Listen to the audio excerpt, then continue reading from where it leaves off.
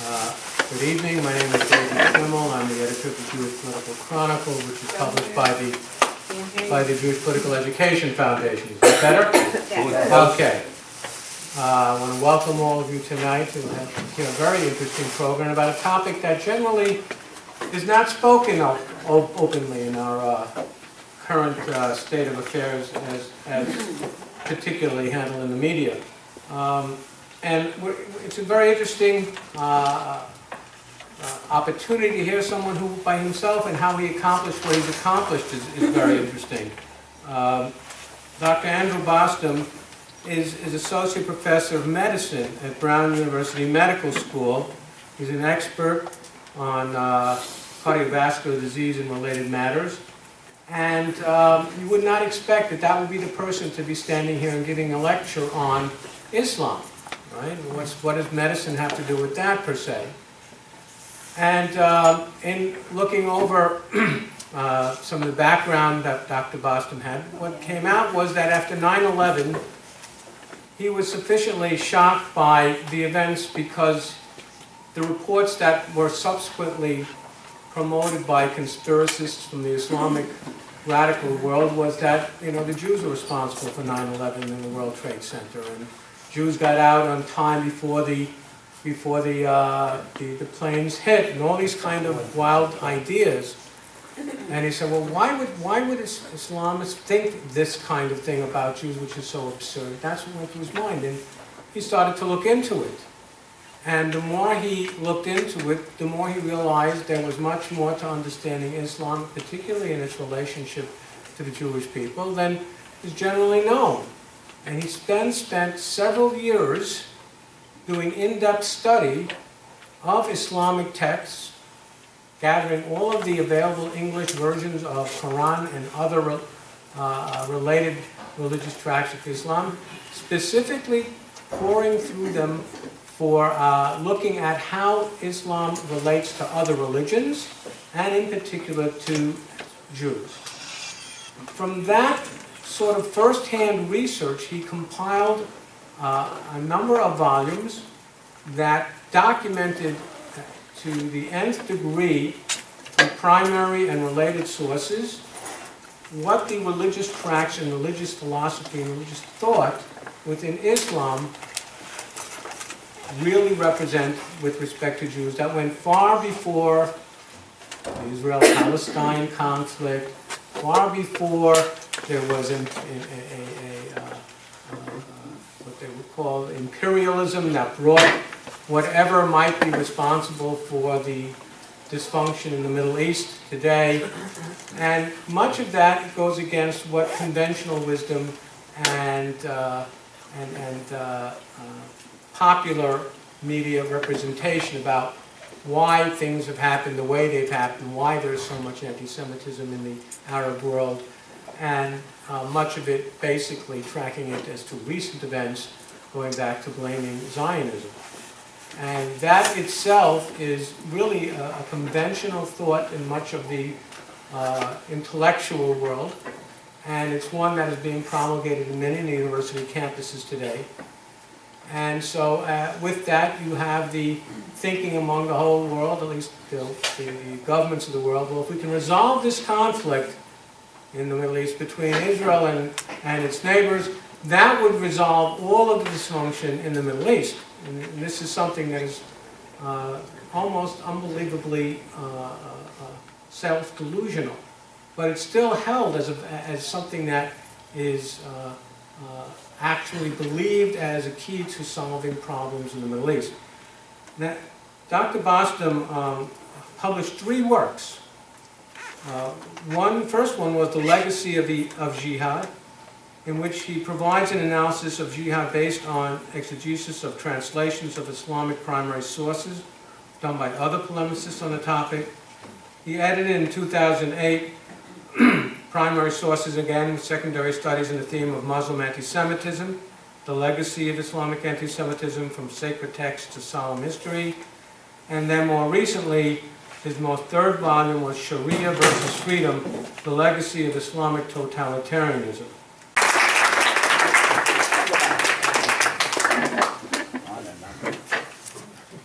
Thank you very much, Dave, for that more than generous introduction.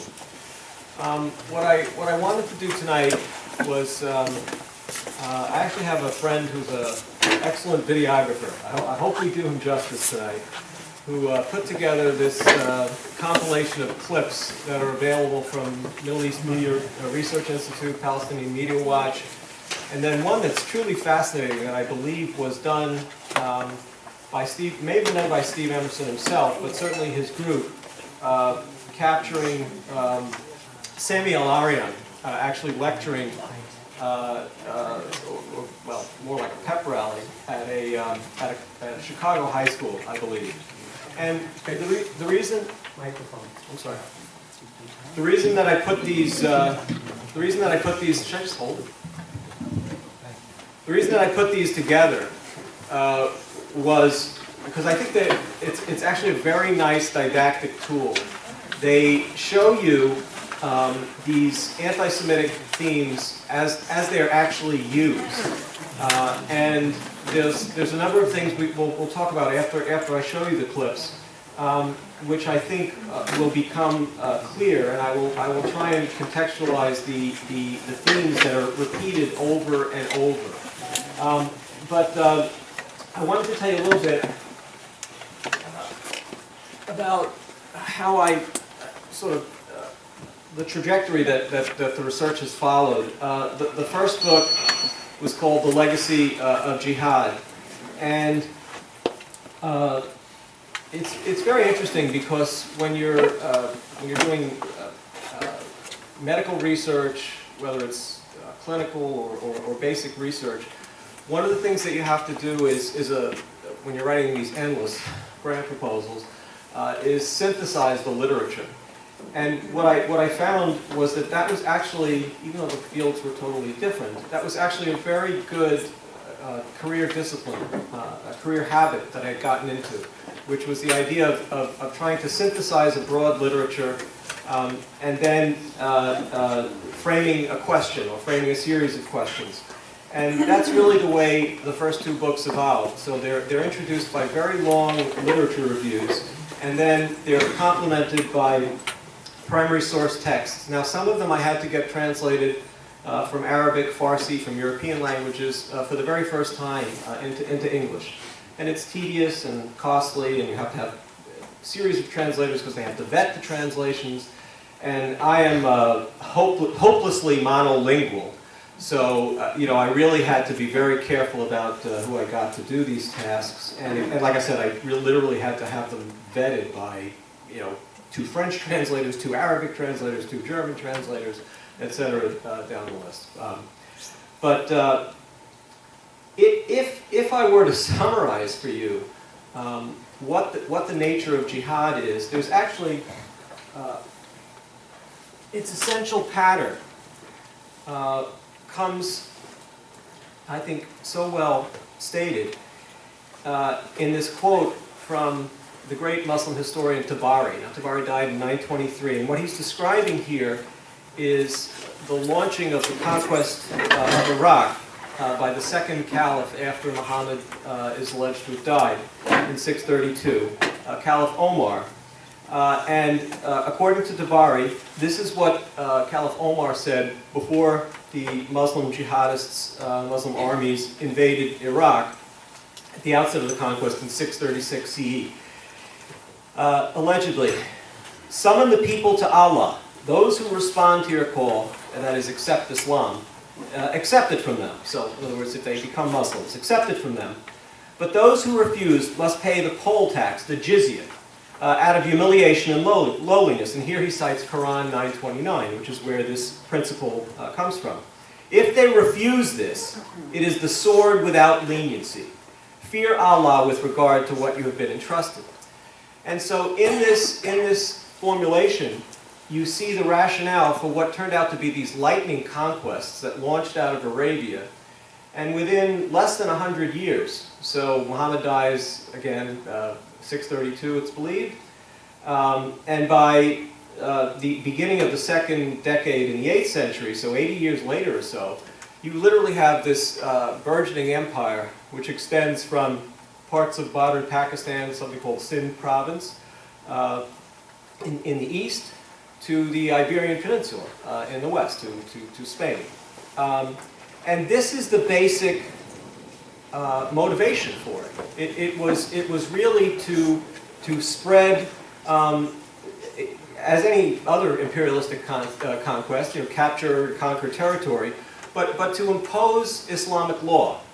And that's often what people don't understand. So the ultimate goal of the jihad is to impose Islamic law. And one of the important aspects of this Quranic verse talks about, he says that they should pay this poll tax, this tax of submission. And literally what it means is the tax paid in lieu of being slain. And attendant to this Quranic verse became a whole series of legal regulations that evolved over the early centuries after the advent of Islam. And so you see the nascent Islamic law, Sharia law, applying to non-Muslims these very, very discriminatory edicts with regard even to dress, to how they could practice their religion, again, in a way that would not interfere with Islam. Inequalities in penal law, inequalities in taxation. And basically a feeling of insecurity and the fact that if they did not abide by these regulations, this pact could be broken unilaterally by the Muslims and the jihad would be resumed. And so these were general regulations. And it became interesting to me how the societies that were conquered by Islam, and again, they were very different societies. You had Jews and Christians initially, but then ultimately many pagans, Hindus, Buddhists, Zoroastrians, etc. And this law was applied to them all. And a whole civilization evolved, what one of my mentors, Batya Orr, referred to as the civilization of dimitude. In other words, the dhimmi peoples being those that were conquered by jihad. This system, she coined the term dimitude, this very, very restrictive, unequal, oppressive system took on a life of its own. And in some cases, these civilizations disappeared altogether, or they were faltering and set back. But what became interesting to me is that much of the focus that I had seen, certainly in Western literature, was on the Jews and Christians. And initially, a project that I wanted to do was to look at the imposition of this dhimma, the pact from 929.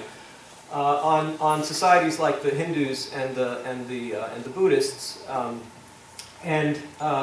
was in the middle of actually, I was quite well along, and I included some of this material actually in the first book, but I was studying the imposition of Islamic law on the Hindu population of India during a period that actually turned out to be a much more enlightened period. There was a Mughal ruler, Akbar the Great, and he actually became sort of a syncretist between Islam, of course, but Hinduism as well. And he began to initiate these reforms, which actually abrogated some of the devastating effects of the Sharia. He had started out as a very pious and aggressive jihadist, and of course, this was not acceptable to the ruling religious Islamic elites. And a whole literature evolved of these polemics, and I could understand the nature of some of the polemics being very anti-Hindu.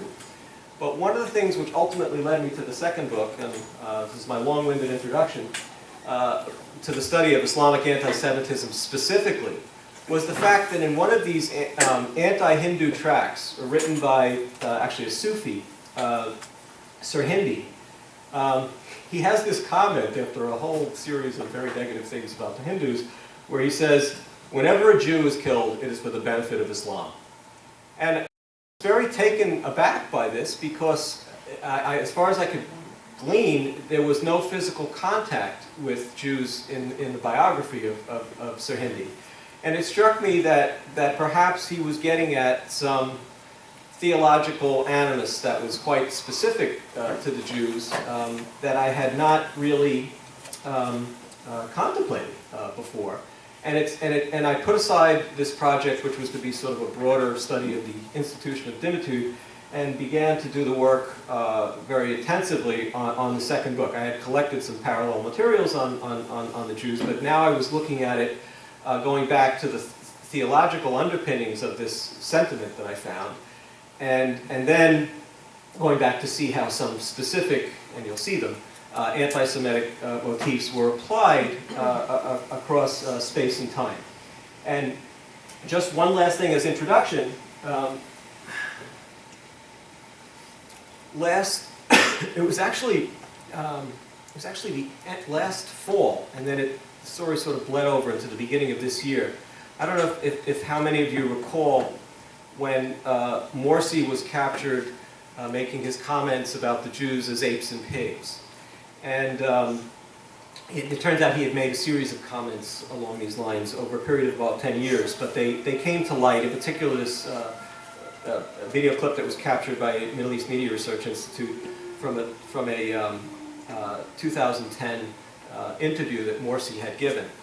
And I asked the question, I'll tell you why in a minute, why did the media and the Middle East pundits upon whom they rely when discussing Muslim societies ignore the Islamic Jew hatred intrinsic to Islamic doctrine?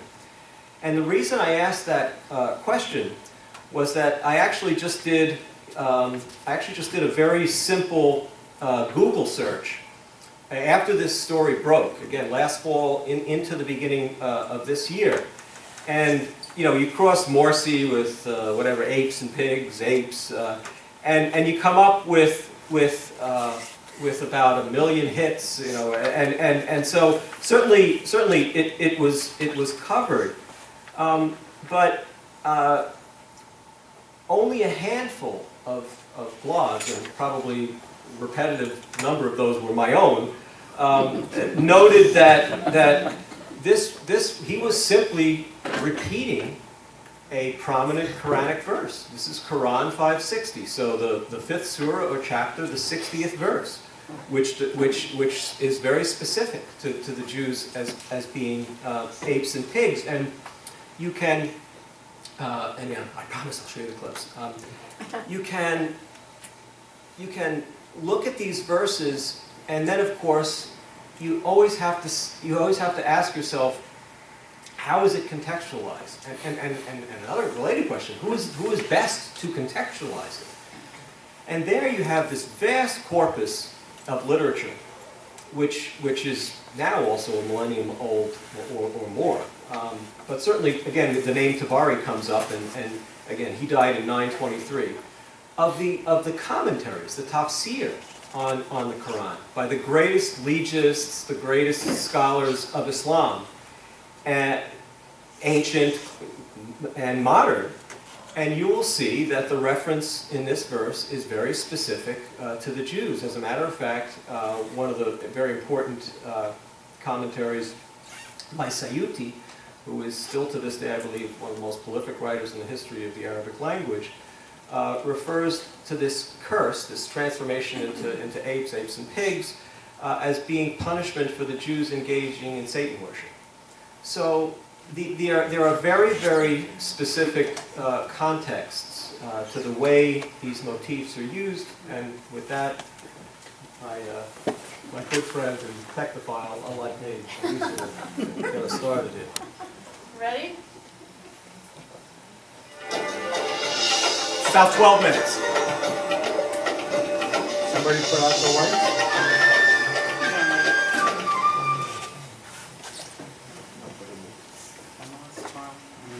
قال الله سبحانه وتعالى: وإذ تأذن ربك ليبعثن عليهم إلى يوم القيامة من يسومهم سوء العذاب إن ربك لسريع الحساب إن ربك لسريع العقاب وإنه لغفور رحيم. الله أكبر. قال المفسرون في هذه الآية الكريمة: إن الله ليسلطن أمة محمد على بني يهود إلى يوم القيامة حتى يندحروا وحتى يمسخهم الله سبحانه وتعالى كما مسخهم وحين حينما عصوا الله سبحانه وتعالى.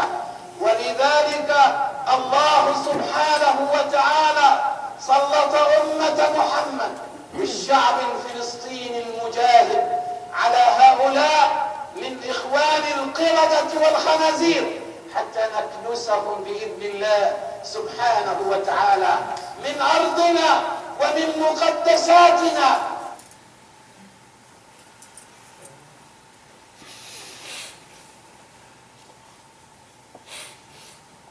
لأن حربنا مع أطفال القردة والخنازير هي حرب دينية عقائدية.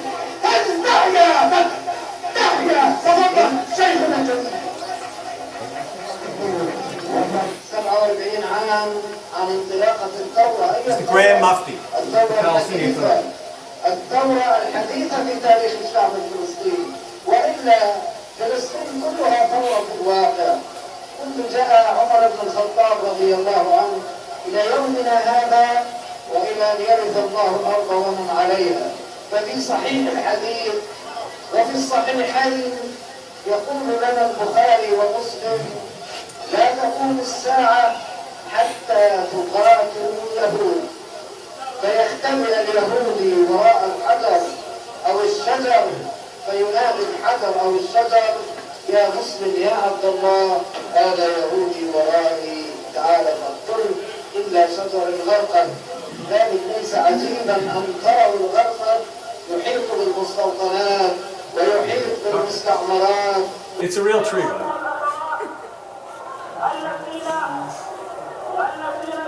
Poor quality is the best we could get.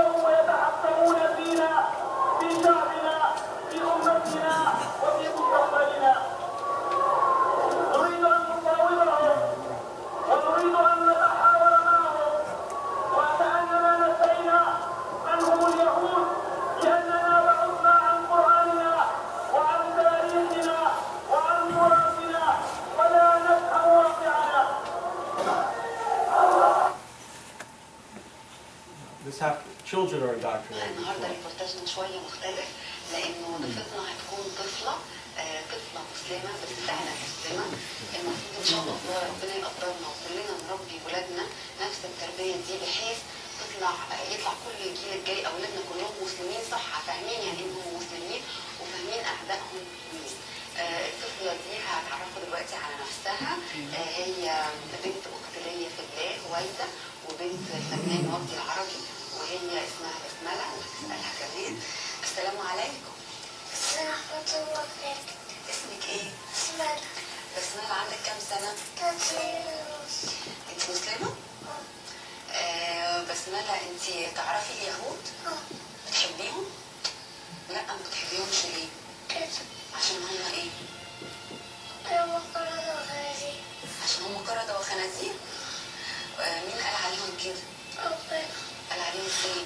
القرآن. قال عليهم في القرآن كده صح. طب ويا بسملة اليهود بيعملوا ايه؟ ايه؟ بيعملوا ايه؟ شركة بيت. انت تعرفي المقاطعة كمان يا بسملة؟ وهم كانوا بيحبوا سيدنا محمد الرسول عليه الصلاة والسلام؟ لا كانوا ليه كانوا بيعملوا فيه ايه اليهود؟ عشان هو ويقدر يقتل حد كمان. طبعا سيدنا محمد صلى الله عليه وسلم كان قوي كان يقدر يقتلهم. طيب وانت تعرفي احاديث عن اليهود مع سيدنا محمد عملوا فيه ايه؟ ايه؟ في قصة انت عارفاها؟ ايه؟ بتاعت الست اليهودية. الست اليهودية عملت ايه سيدنا محمد عليه الصلاة والسلام؟ الست اليهودية ايه لما تخرجوا تبعت وعلمت النبي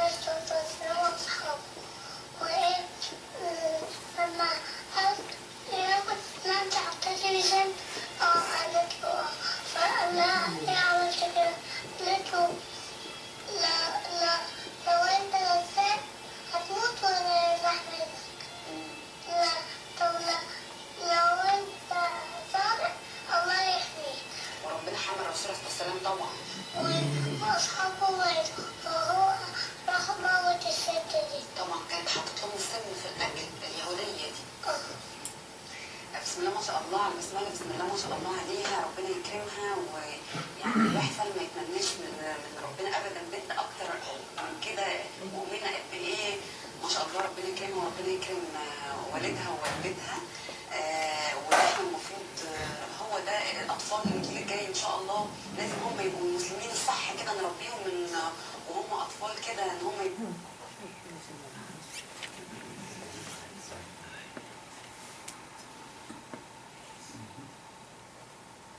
سبع حبات يغنوا أغنية صغيرة. انطبق عليكم؟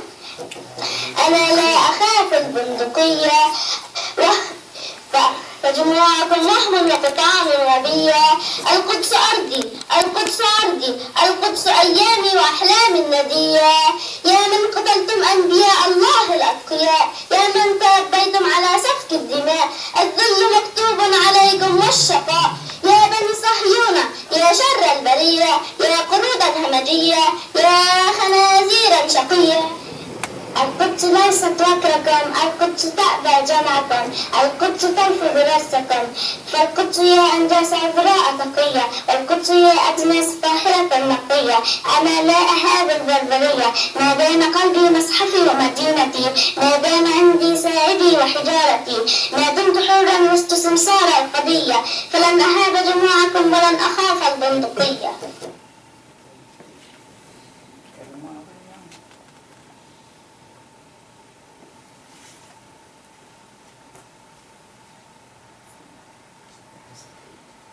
يصطفيكم الله لنفسه ولدينه لتكونوا قاطرة الأمة لمرحلة الاستخلاف والأمن والتمكين، بل والفتوحات الدعوية والعسكرية التي ستفتح عواصم العالم بأسره.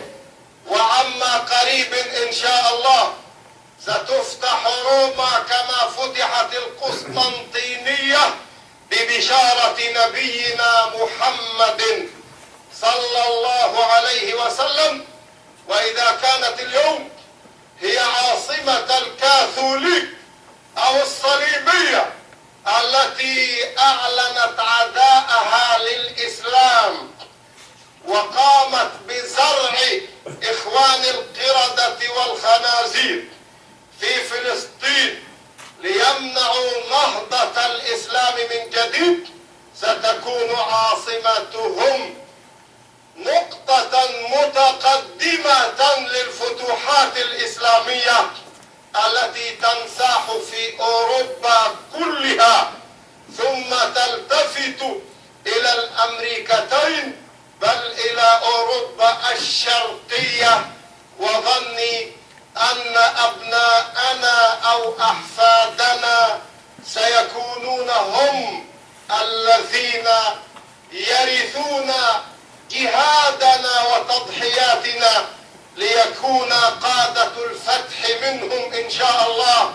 ونحن اليوم نزرع هذه البشريات في نفوسهم ونؤسسهم من خلال المساجد والمصاحف ومن خلال سيرة نبينا عليه الصلاة والسلام وسيرة الصحابة الأولين والقادة العظام لهذه المهمة، مهمة إنقاذ البشرية من نار هم على شفا حفرة منه.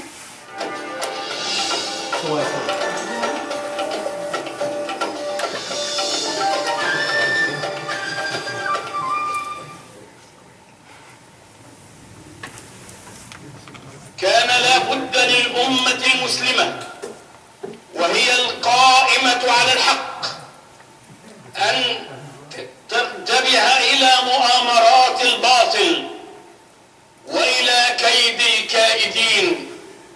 وقد علمهم ربهم عز وجل بأن أعدائهم هم الذين قال فيهم لتجدن أشد الناس عداوة للذين آمنوا اليهود والذين أشركوا. ومن هنا كذلك That specific verse that he quoted was Quran 582. It's a very interesting verse in that it claims that it's the Jews who harbor the most intense hatred for the Muslims. Continue. ربط الله عز وجل بين الجهاد في سبيل الله وبذل المشقة وتحمل الأذى والصبر عليه وسيلة فعالة لمقاومة أهل الباطل، واللقاء حتم مقضي، فإن نبينا صلى الله عليه وسلم لا يكذب، وهو صلى الله عليه وسلم أنبأنا بأنه لا بد أن يكون هناك لقاء بين المسلمين وبين اليهود قبل أن تقوم الساعة، وأن المسلمين سينتصرون عليهم لدرجة أن يختبئوا وراء الحجر والشجر، فيقول الحجر والشجر يا مسلم يا عبد الله هذا يهودي ورائي فاقتله. استعدوا لهذا اليوم فإنه لا بد آت، لأن الوحي لا يكذب أبدا.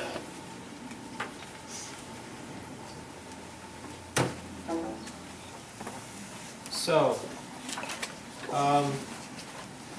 what you're getting in this short series of clips is really the crux of the anti-Semitic themes in the Quran itself, but also in the Hadith, particularly the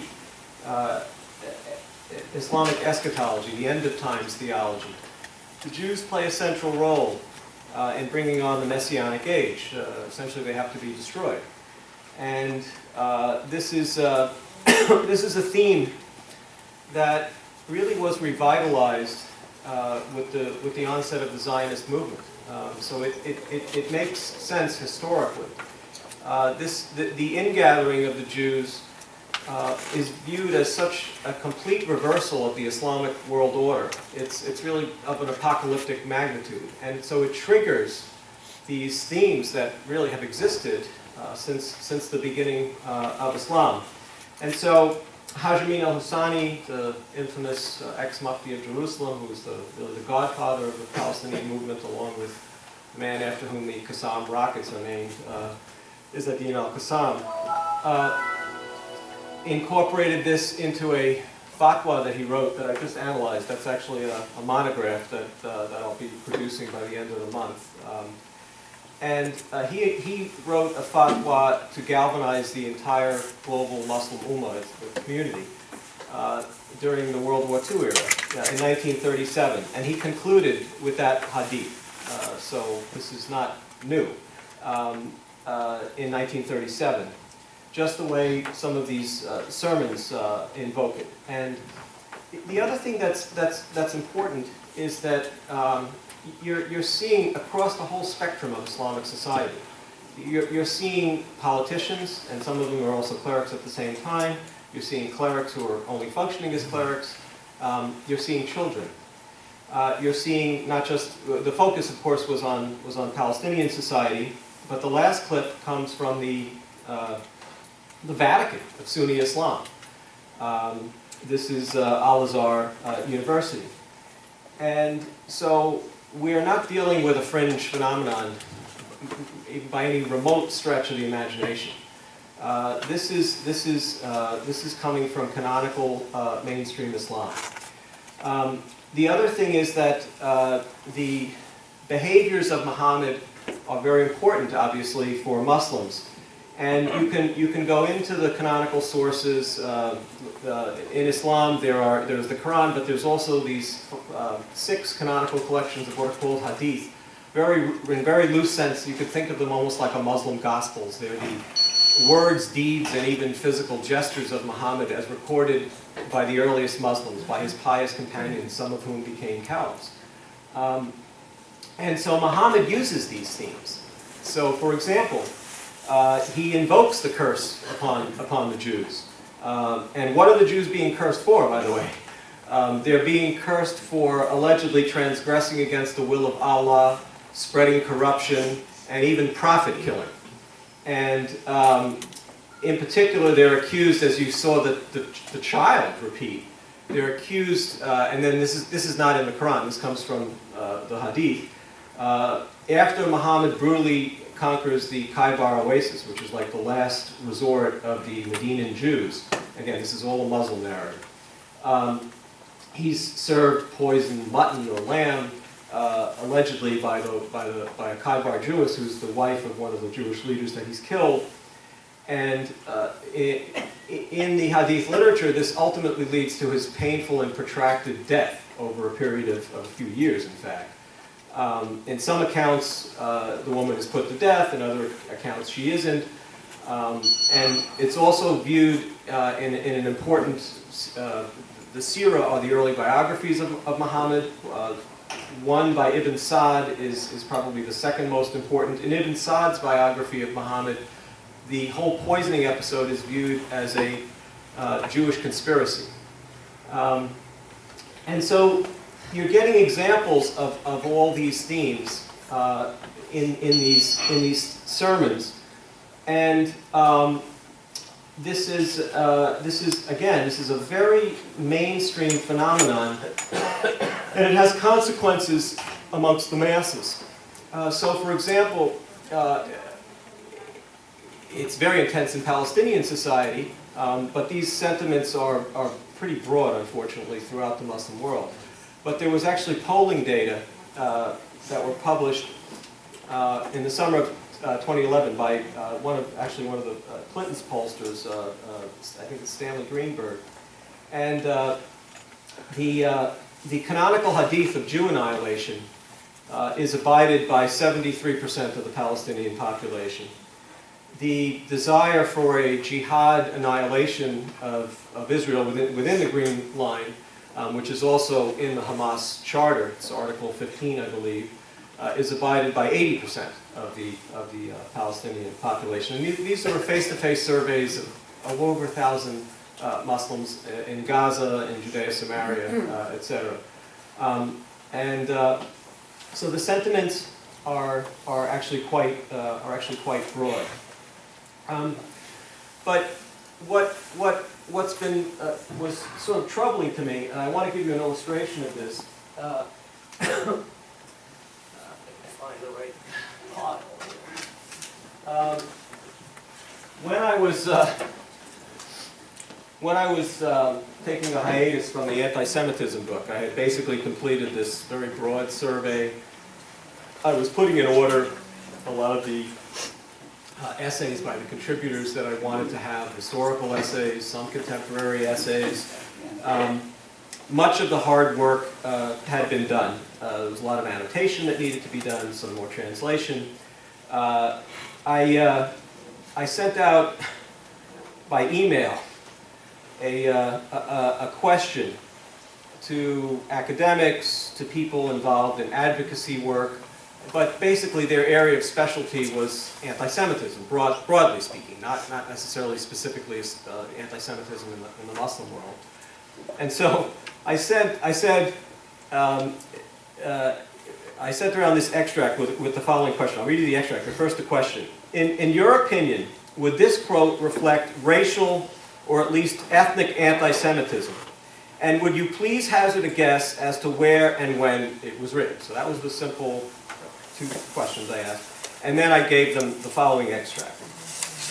Our people, and I put in brackets because this is what the speaker meant, our people, the Muslims, observing thus the occupations of the Jews and the Christians, concluded that the religion of the Jews must compare unfavorably, as do their professions, and that their unbelief must be the foulest of all, since they are the filthiest of all nations. why the Christians, ugly as they are physically less repulsive than the Jews may be explained by the fact that the Jews, by not intermarrying, have intensified the offensiveness of their features. Exotic elements have not mingled with them, neither have males of alien races had intercourse with their women, nor have their men cohabited with females of a foreign stock. The Jewish race, therefore, has been denied high mental qualities and physique and superior lactation. The same results obtained when horses, camels, donkeys, and pigeons are inbred. And bear this in mind, the quote, the responses were really remarkable, and they really, to me, unfortunately, reflect the false pillars that have become established in terms of dealing with this material, that somehow Islam is devoid of its own theological anti-Semitism, and also that this broader sort of injunction about how to treat non-Muslim minorities in general, what Fatwas called dimitude, is a myth. So here are the responses. One said, by the way, thankfully, they all agreed it was anti-Semitic. Who did you ask? Who did you ask? I can't reveal it. It was done. It was academics. Okay. One was an Israeli ambassador. I won't say which one. Okay. It was academics, people in advocacy work, people who basically deal or allegedly deal with the issue of anti-Semitism on a daily basis. Okay. One said, "Of course, it's anti-Semitism of the most vile racist stripe, which leads me to think it dates from the 19th century at the earliest. It also sounds like the sort of thing one would read in the popular anti-Semitic literature of the Edwardian period." So my guess, 1830 to 1920. Another one said, "I imagine this was written under the influence of modern theories of racial superiority. I'd say a sermon in a Gaza mosque this past Friday." How about the Mufti of Jerusalem in 1940? How about last week from one of the mullahs in the United Kingdom? It's the usual modern boilerplate of the Middle East, and so on. The responses were very, very consistent along those lines. In fact, the author who wrote this died in the year 869 CE. He was Al-Jahiz. He was a polymath Arabic writer of his day. He actually, if you look at some of what he's saying there, there's a secular leaning to it, very much so. He went on, and I'll explain, he went on, he was commissioned, can you hear me without the mic? Is it okay? Mm-hmm. He was commissioned by the Muslim Caliph al-Mutawakkil to write, actually, this comes out of an anti-Christian tract. Al-Mutawakkil was he was a very pious leader. There had been a period of heterodoxy before him, the so-called Mutazilite heresy. They were, it's a whole separate story, but this was a sort of an orthodox reaction to the period of rule under two Mutazilite caliphs. And so he was restoring the Islamic orthodoxy, and he also was a very astute and practical leader, and realized that, the Jews are a crushed minority. We have surrounding Christian kingdoms, Armenian kingdoms, Byzantine kingdoms that are still powerful and are still powerful enemies. And yet, as a ruler, he noticed that the Muslim masses were much more favorably inclined towards the Christians than they were towards the Jews. This is the middle of the 9th century. And so what he did is he commissioned Jahiz to write an anti-Christian tract to, understandably from a politician's point of view, incite the masses against the true enemy, certainly outside of the borders of the Abbasid Caliphate. And Jahiz was a very learned man of his era, and he noted that his ruler was right about what the masses felt. And in other words, that they were actually more despising of the Jews than they were of the Christians. And he explained it in two ways. He said that it was because of one of the verses that you heard, this verse, Quran 582, which again claims that the Jews and the pagans harbor the most intense hatred of the Muslims. So in other words, Jahiz says that's reason number one that the Muslims harbor this intense hatred of the Jews. And reason number two is the whole turbulent relationship, which is a euphemism, between Muhammad and the Jews of Medina, who were ultimately put under nascent Islamic law, massacred, subjugated, expelled, enslaved, etc. So that sanguinary relationship and all the ill will coming out of that were why theologically Jahiz felt that this was a worthy exercise that he'd been in, probably was being paid for it as well by his ruler, because that was the prevailing sentiment. And so it convinced me that these misconceptions are very deep-seated. The idea that all these people whose life's work is identifying anti-Semitism would be so incapable of understanding that this is an ancient form of hatred. It really impressed upon me doing this simple exercise.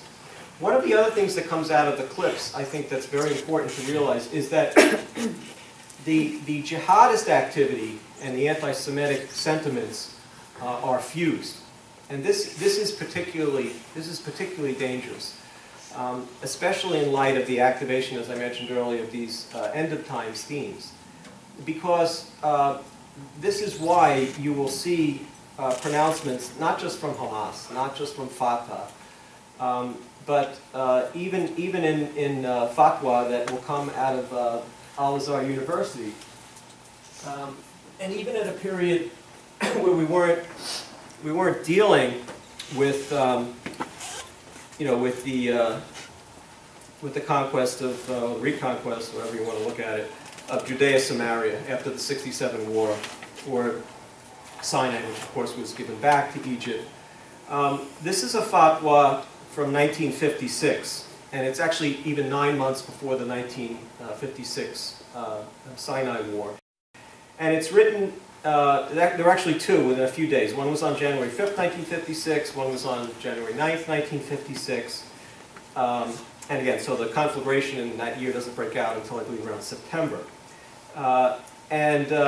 They were deemed important enough. I was actually going through the Haj Amin al-Hussani's file. There was a period that he was in exile in Egypt, and some astute person in the State Department threw this fatwa in. It had absolutely nothing to do with Haj Amin al-Hussani, but it was translated by the American consulate. And there were two fatwa. I'm going to read you a combined extract because they're almost identical. Again, so one is from the Grand Mufti at the time, and the other is from the heads of the four schools of Islamic jurisprudence. In Sunni Islam, there's the Hanafi, Hanbali, Shafi'ite, and Maliki schools. And so one representative of each of these four major schools of Sunni Islamic law is contributing to the second fatwa. So one from the Grand Mufti and one from these four heads.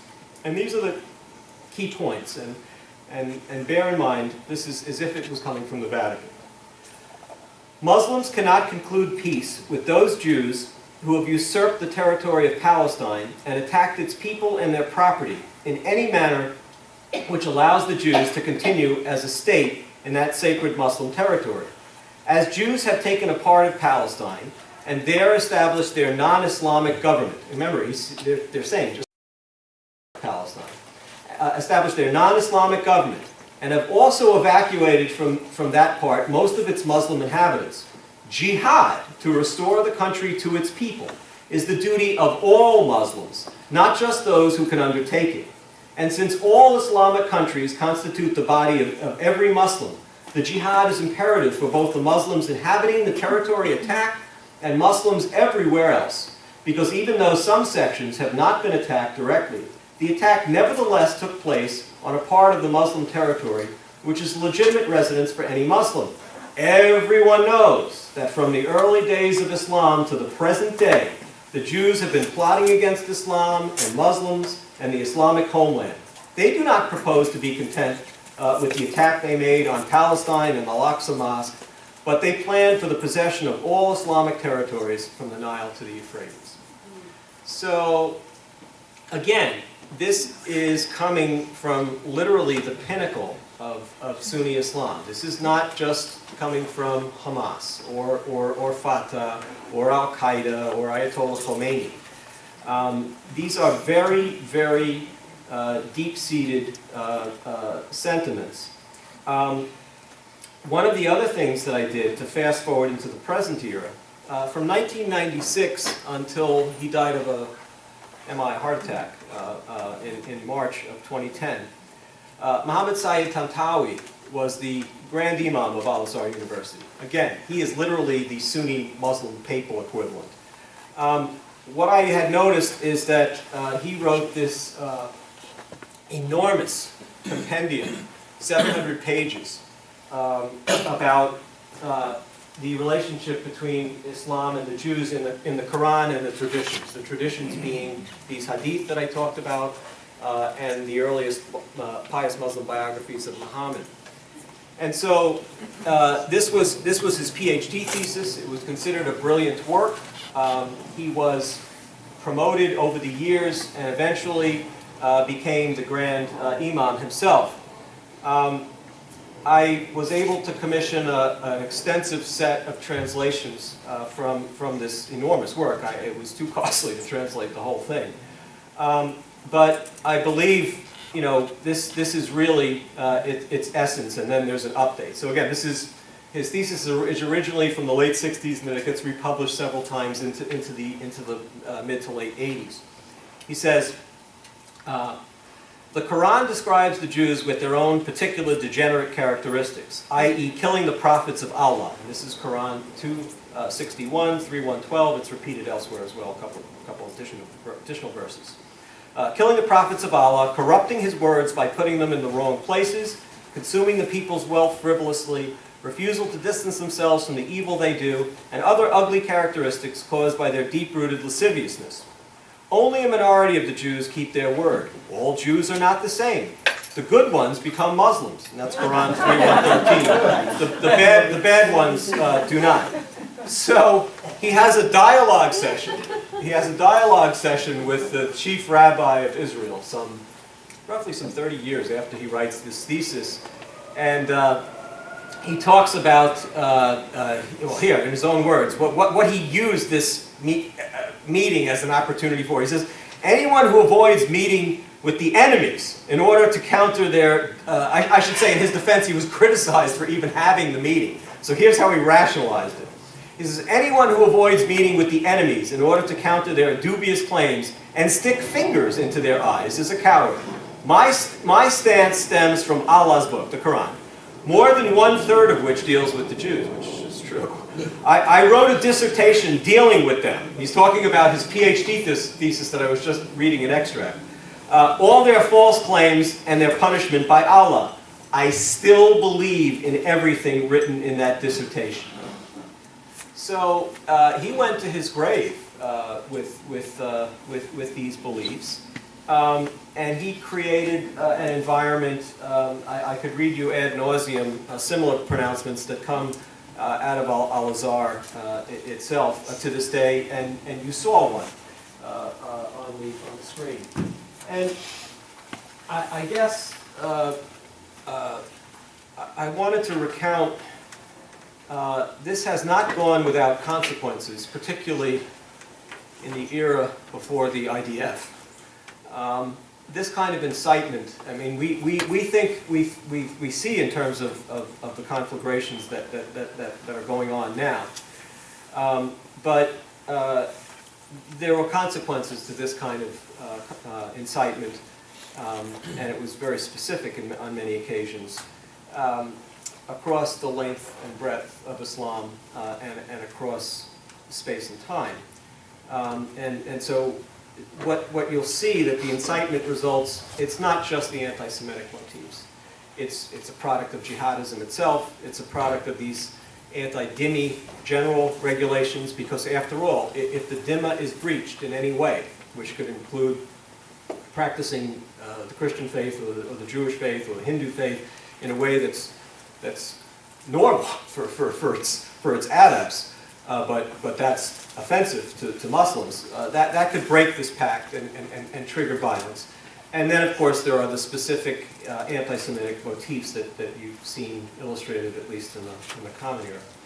So, 6,000 Jews massacred in Fez in 1033. You know, actually, before I get into that, I did want to give you just a few examples of what happens in terms of the application before violence breaks out, before overt violence like this breaks out. In other words, what happens if the Jews just acquiesce? What happens if other non-Muslims just acquiesce? And what in fact are they acquiescing to in many cases? And what people don't realize is that Jews experience this in their historical homeland, in Palestine itself. There's a monumental history of the first period of the Muslim conquest of Palestine by Moshe Gil. It's about a 1,000-page book, and it's got a long title, and in the title it says 634 to 1099. So he takes you from the initial conquest by Omar to the end of the period of the Crusades, the First Crusade.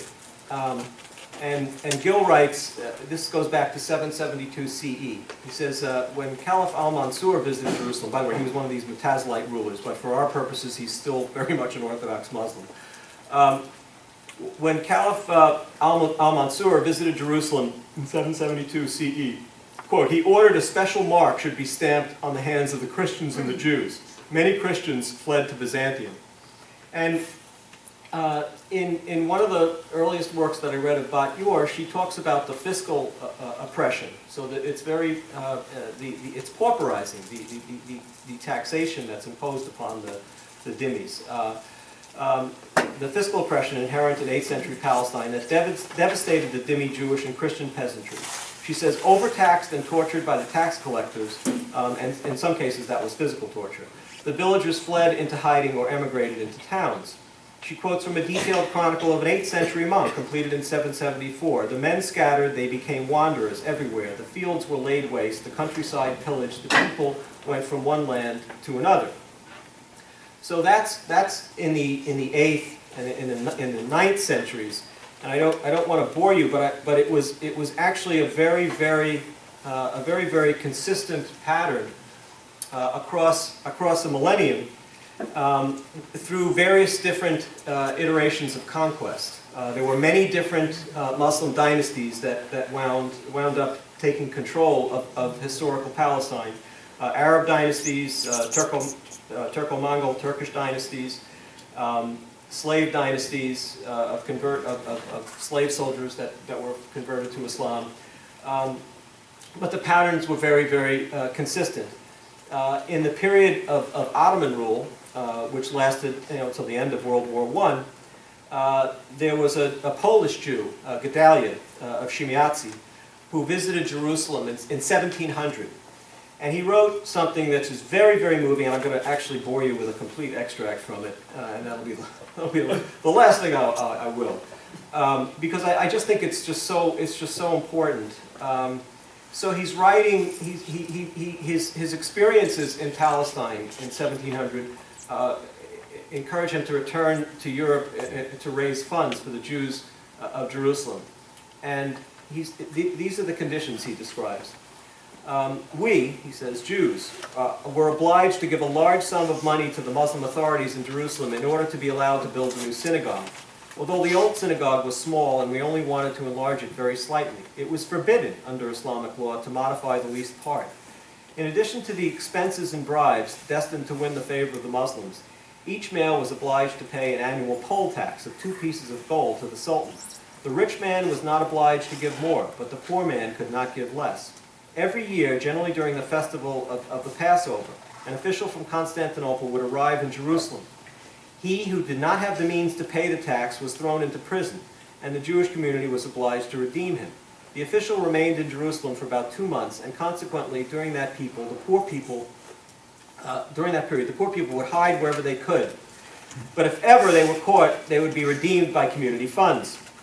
The official sent his soldiers throughout the streets to control the papers of the passers-by. for a certificate was provided to those who had already paid the tax. If anyone was found without his certificate, he had to present himself before the official with the required sum. Otherwise, he was imprisoned until such a time as he could be redeemed. The Christians, again, it's not singling out the Jews for this. The Christians were also obliged to pay the poll tax. During the week, the paupers dared not show themselves outside. In their wickedness, the Muslim soldiers would go to the synagogues, waiting by the doors, requesting the certificate of payment from the congregants who emerged. No Jew or Christian, these are the dhimmi regulations. They're still in place in 1700. They extend longer. No Jew or Christian is allowed to ride a horse, but a donkey is permitted. For in the eyes of the Muslims, Christians and Jews are inferior beings. The Muslims do not allow any member of another faith, unless he converts to their religion, entry to the Temple Mount area, for they claim that no other religion is sufficiently pure to enter this holy spot. They never weary of claiming that although God had originally chosen the people of Israel, he had since abandoned them on account of their iniquity in order to choose the Muslims. In the land of Israel, no member of any other religion besides Islam may wear the color green, even if it is a thread of cotton like that with which we decorate our prayer shawls. If a Muslim perceives it, that could bring trouble. Similarly, it is not permitted to wear a green or white turban. On the Sabbath, however, we wear white turbans, on the crown of which we place a piece of cloth of another color as a distinguishing mark. The Christians are not allowed to wear a turban, but they wear a hat instead, as is customary in Poland. Moreover, the Muslim law requires that each religious denomination wear its specific garment so that each people may be distinguished from another. This distinction also applies to footwear. Indeed, the Jews wear shoes of a dark blue color, whereas Christians wear red shoes. No one can use green, for this color is worn solely by Muslims. The latter are very hostile toward Jews and inflict upon them vexations in the streets of the city. The common folk persecute the Jews, for we are forbidden to defend ourselves, they're disarmed, against the Turks or the Arabs. If an Arab strikes a Jew, he, the Jew, must appease him, but dare not rebuke him, for fear that he may be struck even harder, which they, the Arabs, do without the slightest scruple. This is the way the Oriental Jews react, for they are accustomed to this treatment. So, what happens if those conditions are not accepted, or there's some arbitrary perceived break of the dhimma? This is just an incomplete sampling of pogroms that have taken place. 6,000 Jews massacred in Fez in 1033. Hundreds of Jews slaughtered in Muslim Cordoba between 1010 and 1015. 4,000 Jews killed in Muslim riots in Grenada in 1066, wiping out the entire community. This was the same year as the Battle of Hastings. It's 30 years before the First Crusade. More Jews were killed in this one pogrom than were killed in the rampages through the Rhineland. The apes and pigs motif was used very much in the polemical literature which around the period of this incitement. The Berber Muslim Almohad depredations of Jews and Christians in Spain and North Africa. This is what Maimonides lived through. Between 1130 and 1232, which killed tens of thousands, while forcibly converting thousands more, and subjecting the forced Jewish converts to Islam to a Muslim inquisition, antedating the Spanish Inquisition. The murderous persecution of the Jews of Egypt by Al-Hakim during the early 11th century, one of which was timed for Passover in 1012. Jews in Alexandria and Cairo being pogromed and plundered in 1047, 1168, 1265, and 1324, and Sultan Beybers in the 13th century blaming Jews for starting a plague and subjecting them to extortion, massacre, and expulsion. The 1291 pogroms in Baghdad and its environs, again, apes and pigs in the literature around this time, more in celebration, which killed at least hundreds of Jews. The 1465 pogrom against the Jews of Fez. The late 15th century pogrom against the Jews of the southern Moroccan oasis town of Tuat. The 1679 pogroms against and then expulsion of 10,000 Jews from Sana'a, Yemen, to the unlivable hot and dry plain of Tihama, from which only 1,000 returned alive in 1680, 90% having died from exposure. Recurring Muslim anti-Jewish violence, including pogroms and forced conversions, throughout the 17th, 18th, and 19th centuries, which rendered areas of Iran, for example, Tabriz, Judenrein. And that was really the first time I had seen that word used outside of the European context. The 1834 pogrom in Safat, where raging Muslim mobs killed and grievously wounded hundreds of Jews. The 1888 massacres of Jews in Isfahan and Shiraz, Iran. The 1910 pogrom in Shiraz. The pillage and destruction of the Casablanca, Morocco ghetto in 1907. The pillage of the ghetto of Fez in 1912. The late 1929 anti-Jewish pogrom in Hebron, fomented by Hashemi al-Husani, then Mufti of Jerusalem, and his minions, via statements such as, he who kills a Jew is assured a place in the next world, so martyrdom, that caused the slaughter of some 70 Jews, including at least a dozen women and 3 children under the age of 5. The government sanctioned anti-Jewish pogroms by Muslims in Turkish Eastern Thrace during June-July 1934, which ethnically cleansed at least 3,000 Jews.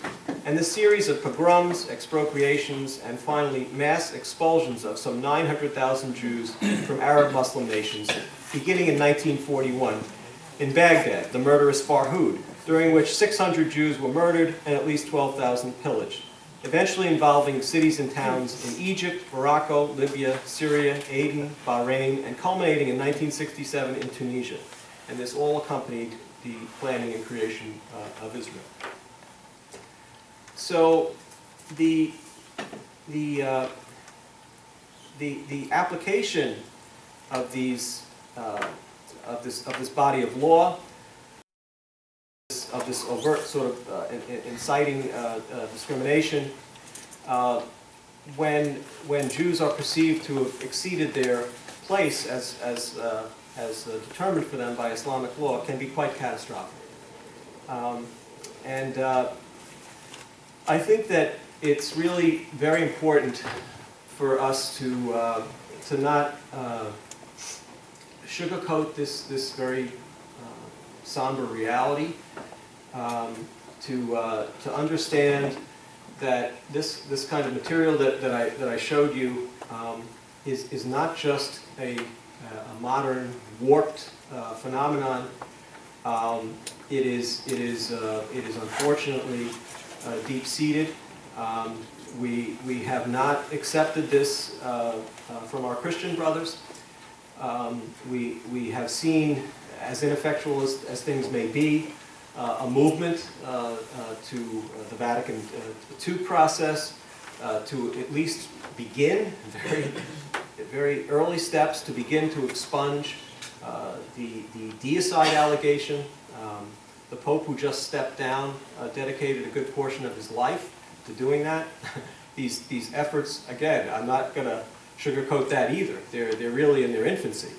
But it's only by pointing these kinds of doctrines out and being honest about how they've been applied that we can even hope to begin to get the Muslim world, which seems really very, very disinclined to any sort of self-criticism and self-reflection at this point in time. I grant that.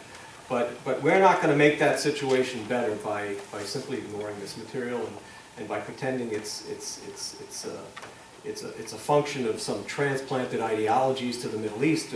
Pick your poison, Christian anti-Semitism, Nazism, the protocols of the Elders of Zion. We could expunge all those materials overnight, and it wouldn't solve this problem. Thank you very much.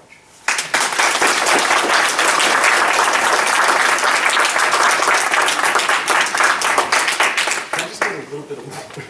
Is that behind you? Right behind you. Turn behind you. Behind you, I think. Oh, gosh. Well, sorry. That's okay.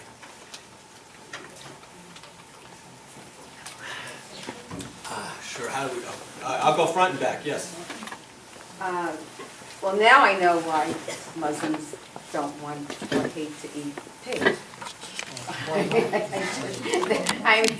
It just struck me in relation to the whole presentation of Jews being that relationship of coming from pigs and eggs. But my question to you, and actually you really answered part of it, in my studying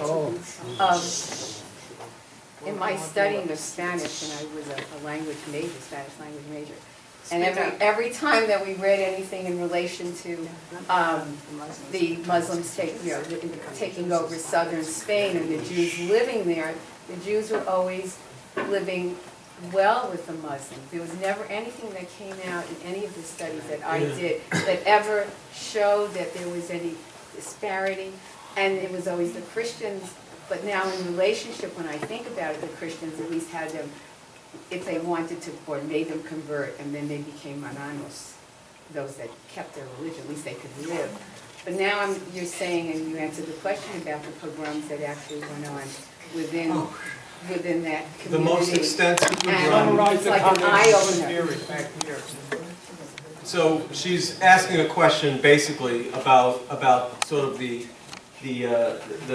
Andalusia, mythical Andalusia, and the alleged idyllic symbiotic relationship that was supposed to have existed there. Yeah, this is a very corrosive myth. It's actually used by Palestinian propagandists these days.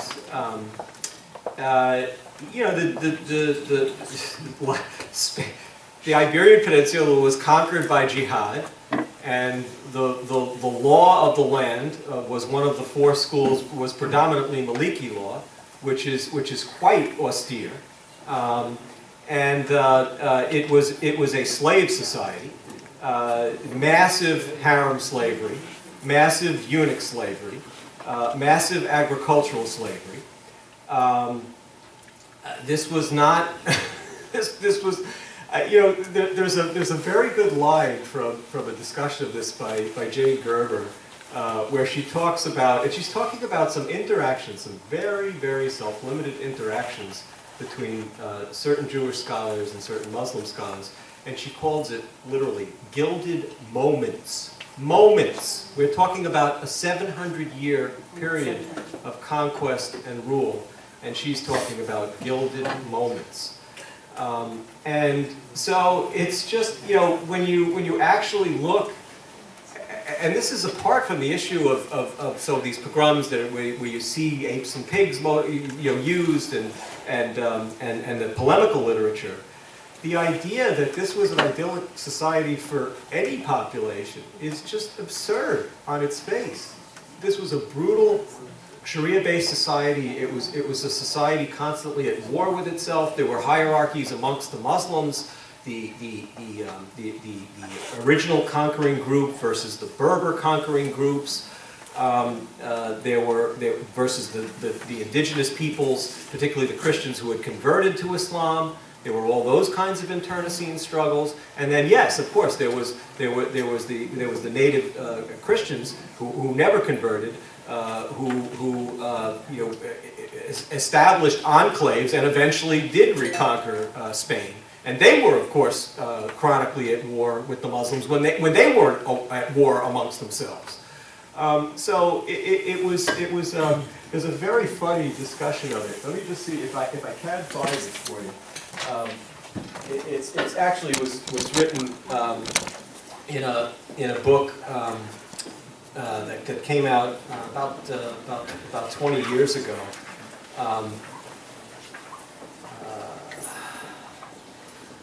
This is Richard Fletcher. He wrote a popular book called Moorish Spain, and he's talking exactly about this myth. And this is a very actually Jane Gerber calls it a garish myth.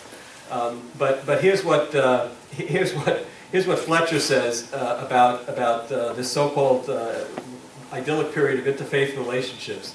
He says, the witness of those who lived through the horrors of the Berber conquest, of the Andalusian fitna in the early 11th century, of the Almoravid invasion, to mention only a few disruptive episodes, must give it, the roseate view of Muslim Spain, the lie.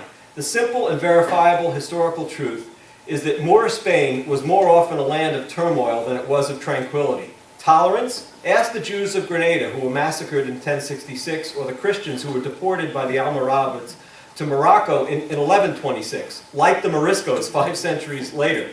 In the second half of the 12th century, a new agent of obfuscation, the 20th century, a new agent of obfuscation makes its appearance. The guilt of the liberal conscience, which sees the evils of colonialism, assumed rather than demonstrated, foreshadowed in the Christian conquest of Al-Andalus and the persecution of the Moriscos, but not oddly in the Moorish conquest and colonization. Stir the mix well together and issue it free to credulous academics and media persons throughout the Western world. Then pour it generously over the truth. In the cultural conditions that prevail in the West today, the past has to be marketed. And to be successfully marketed, it has to be attractively packaged. Medieval Spain, in a state of nature, lacks wide appeal. Self-indulgent fantasies of glamour do wonders for sharpening up its image. But Moorish Spain was not a tolerant and enlightened society, even in its most cultivated ethic. In the back. Yes, please. I just wanted to say a comment that the translation of Marano, which has continued to be used up until the 21st century, means pigs.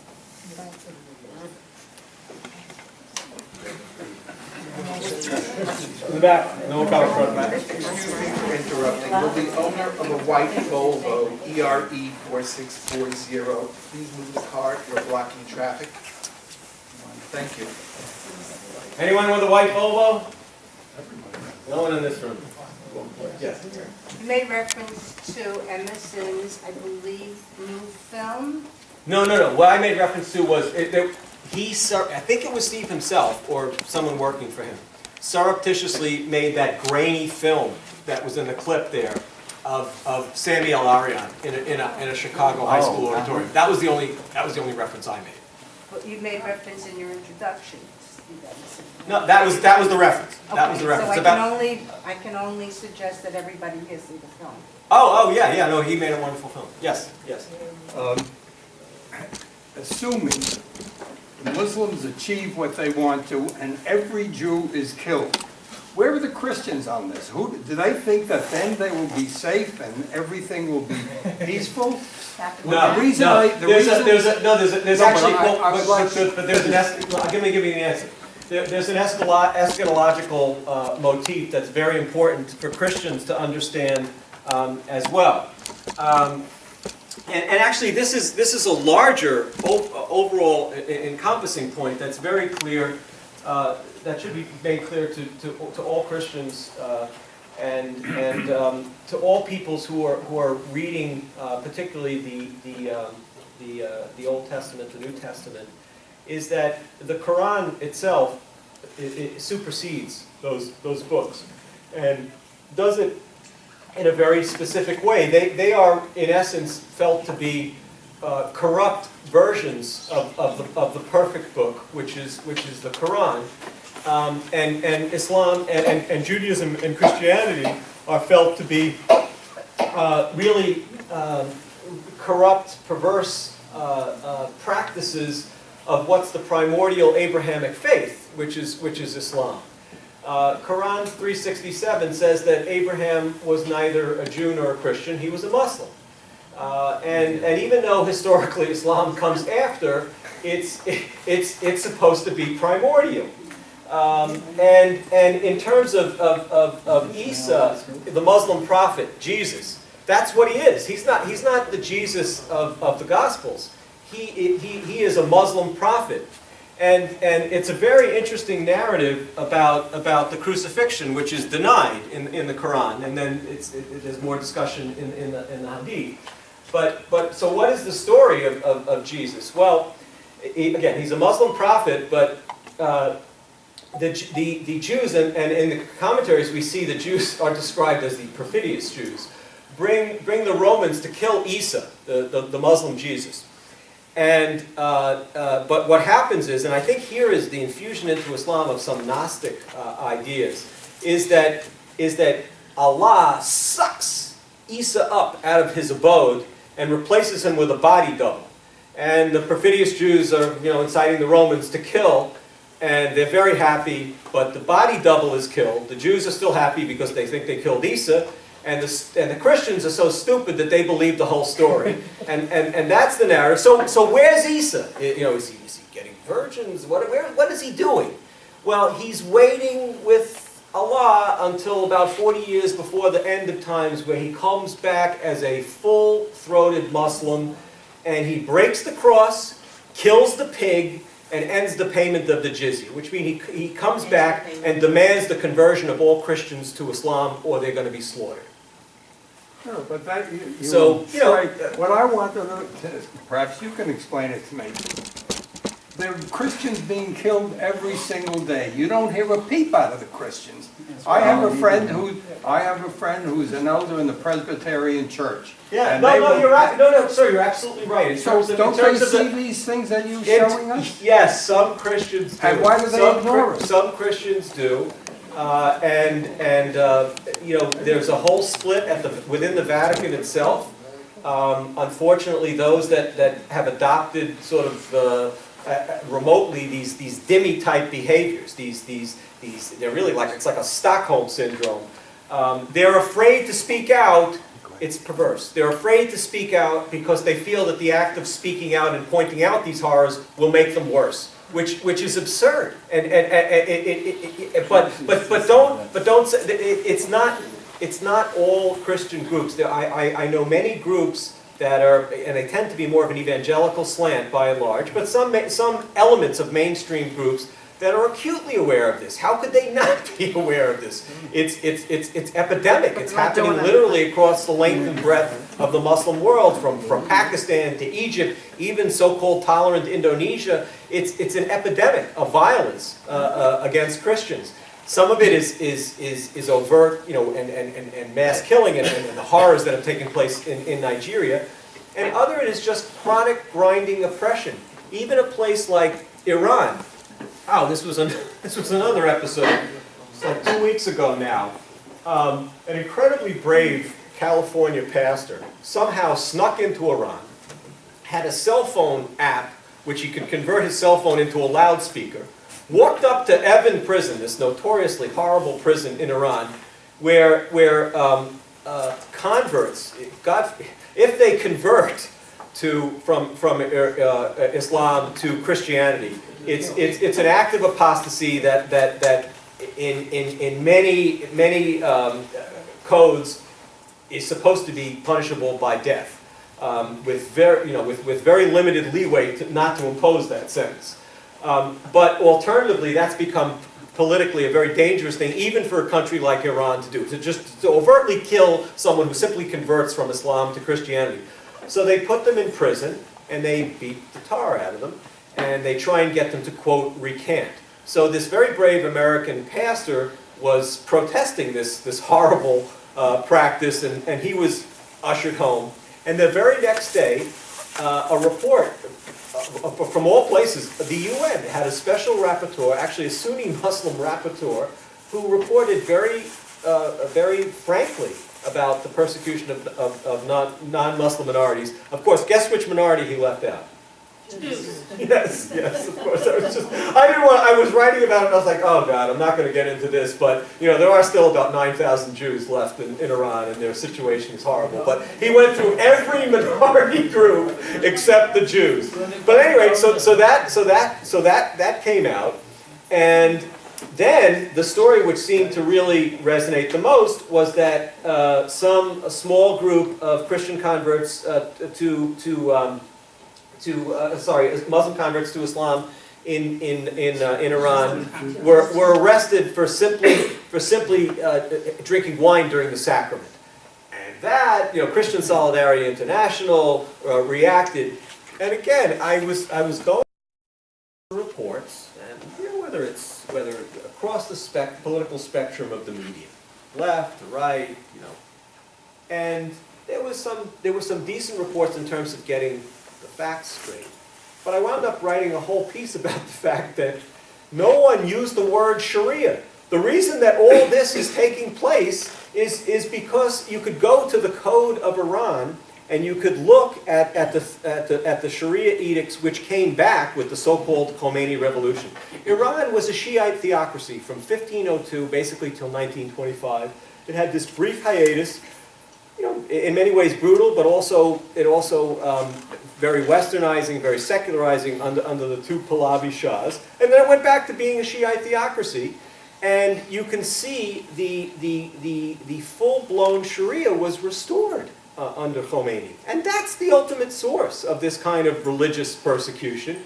And yet none of the mainstream stories, again, whether the political bent was left or right, or center, would even mention the word Sharia in the discussion of these stories. So, yes?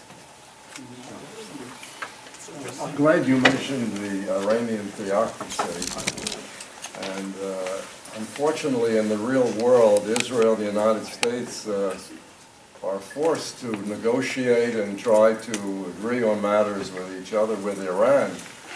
And the question I'm asking you is about trust. How can the United States of America trust any agreement, especially a partial agreement that's suggested in the newspapers today with Iran about postponing their nuclear ambitions? Can we trust them? No. In a word, no. And Rouhani has bragged about this. This the so-called moderate that was elected president. Has bragged that he was very instrumental in previous rounds of negotiations, just stalling so that the program could proceed apace. And he's very proud of himself for that. And I'm sure he'll be proud of himself to continue on until they weaponize. No, it's really coming down to the wire. If you believe the experts on nuclear armaments, there seems to be a growing consensus that they're getting quite close. And unless certain things are done, whatever can be done technologically, whether it's some of these Stuxnet viruses or whether it's landing a team of commandos that can guide targeted destructions. This is the only way that's even going to delay the problem. The other issue, frankly, that people haven't want to come to grips with about Iran is that there are polling data out of Iran. And I take away these two very depressing facts. There's still broad support for Iran's nuclear program amongst the population. And at least according to Pew polling data that came out in June, I believe, but they were collected over the past year and a half, 83%, there's this one of these myths that somehow the reimposition of the Sharia, with all its ugliness and all its brute force, since the Khomeini revolution, has engendered a revulsion of it, and that there's this burgeoning mass of secular-leaning, particularly young people in Iran that are chafing at the bit to just throw off the regime, and finally a Western paradise will emerge. This does not appear to be revealed, at least in hard polling data, which said that 83% of the population still wants the Sharia. Now, if anyone should be darn sick of the Sharia, it should be this society which had an advanced civilization, which went through, again, there was plenty of brutality under the Shahs, but they were emancipators for women. They kept the mullahs under control. The society was advancing in certain ways that it certainly hadn't been as a Shiite theocracy all these years. So I think the situation is very bleak in Iran. I think the only thing that can be done is to delay the program. What about the Green Revolution of 2009? Yeah, I think that was really overhyped. I think that it was a potential time to maybe to act because of the turmoil, and it could have been used as a smokescreen if there had been a brave leader in Israel or the United States to do some damage to the nuclear program. But I was covering as best I could the reports coming out of Iran, and it was a very mixed bag. Yes, there were some secular young people there. My colleague Alyssa Lappin and I interviewed a very brave, truly Western secular guy who went back in during that period, and I don't think he emerged very optimistic, and he really had no idea the extent of people like-minded, who really viewed, who wanted a political situation that would really be a true mosque-state separation and equality for non-Muslims, etc. So I think the situation is dire in Iran. I'm sorry. Yes. What's happening in Turkey? There's one of the themes. What was the question? What's happening in Turkey? One of the themes that I addressed in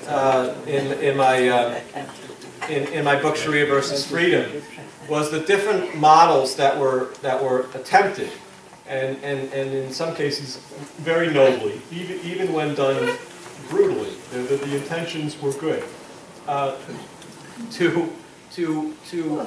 undermine the Sharia, to introduce concepts that really come from the West, ultimately. They don't come from anywhere else. Into these societies by different means. You know, the Ataturk means, the Pahlavi Shah's means, even in Pakistan under Jinnah. And the approaches varied. And the one that looked to have been, okay, so Pakistan is a Sunni theocracy. Iran is a Shiite theocracy, so those failed. I mean, there's going to be that those experiments failed. Iran looked to have been, maybe the Ataturk model. And it was very brutally imposed. We cannot hide from that. But it looked to have maybe been deeper seated, deeper rooted. But I read a fascinating study written by an Israeli ambassador to Turkey, who had an interesting experience in traveling and living in Turkey during World War II for part of the period. He was really of German descent, Uriel Haid. Became fluent in Turkish. Was a diplomat, then became an academic in Islamic studies, they had dedicated a program in Islamic studies to him at Hebrew University in 1968, and he gave this absolutely stunning address, and then 6 weeks later, he apparently died of a heart attack, relatively young. But what he noticed in 1968, and he was chastising himself for being slow and reluctant to acknowledge this, was that the society was re-Islamizing from the grassroots up in 1968. So 40 years before the Mavi Marmara episode would seem to bring it to everyone's attention that something had gone awry in Turkey. He was very, very concerned. And again, he was chastising himself for not realizing this, that really within a decade of Ataturk's death, the processes were set in motion to re-Islamize the society. The call to prayer was coming back. There was constant pandering to Islamic sentiments there was only one party under Ataturk. Then they allowed two parties, and they were competing for the more traditionalist fundamentalist vote. And he saw it as already by 1968 an inexorable return, and that's really a lot of what we're seeing now. Although, there was some pushback over the summer, which was good to see. But the sentiments have always been in favor of people like Erdogan when you get out into the rural areas. It's been the cities that have had more liberal Western-leaning populations, but you look at the pictures. The women are veiled en masse. There are pockets of resistance to that, but that experiment too seems to have gone awry. Two more questions? Joan. Let's take two more questions. The resistance. The first arm. I'm sorry, go ahead. I want to know how you explain the absolute irresistible attraction of the left in identifying with and empathizing with and aligning themselves with jihadism, Nazism, everything that is anti-Jewish, including in Israel and including in the United States. And the boycott. I think that there's